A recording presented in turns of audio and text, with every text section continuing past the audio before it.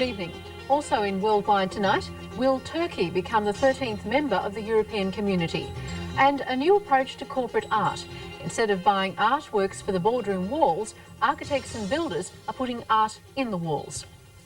But first, the British government is considering cutting off aid to Fiji and may coordinate this economic threat with Australia and New Zealand. British Foreign Secretary Sir Geoffrey Howe warned that Fiji will be automatically expelled from the Commonwealth if coup leader Colonel Sitiveni Rabuka pursues his plan to proclaim a republic. Colonel Rabuka will argue the point. But corporate art, where a company buys a painting to hang on its walls as an investment, has been around a long time. Now it's been taken one step further. Whether it's a painting, sculpture or ceramics, works of art are being treated as part of a building. It also heralds a return to the time when wealthy people helped a struggling artist to survive and kept the art alive too. I think I might take the Boynes, the Neeson and the Mandy Martin.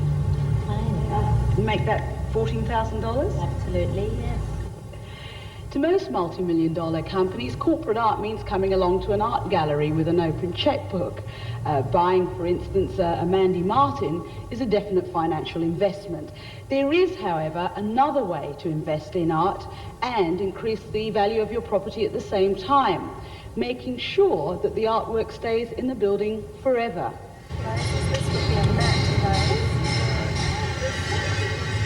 You won't find any trace of the struggling artist around here.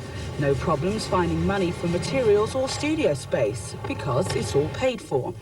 And instead of creating pictures to hang on walls, these artists have been hired to put their artwork into the walls, or swinging from the ceiling. Designs in terrazzo. For those not artistically inclined, terrazzo is what's usually found on the dunny floor.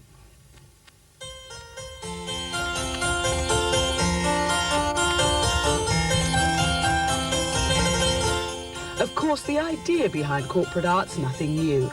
The pharaohs of ancient Egypt commissioned artists to decorate their tombs.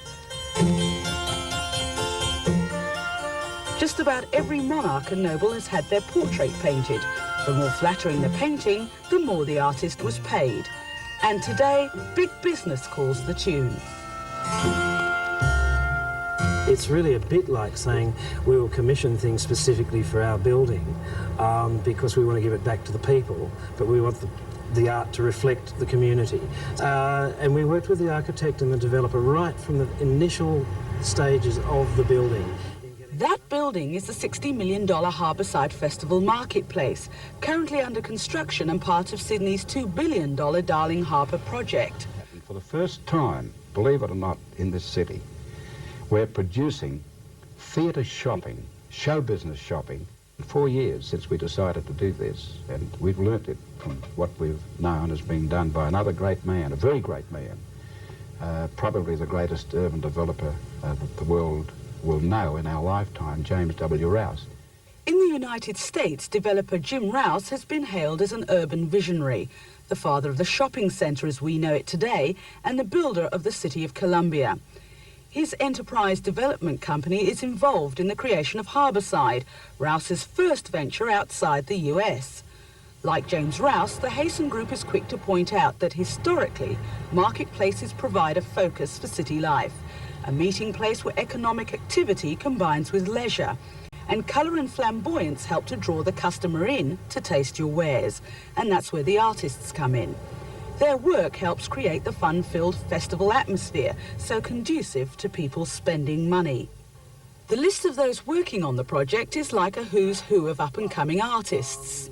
People are being brought in from all over Australia to work on this project, like Thankupi's come down from Cairns to work on the ceramics, Sandra Taylor's doing her ceramic murals in Grafton, Ziggy Moskwa comes over from Adelaide, and so we're bringing people in from all over the country.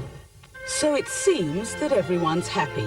The artists get a chance to experiment, all expenses paid, and the Hayson Group gets to decorate Harbourside with its 200 retail and food outlets with works of art that should soon become collector's items.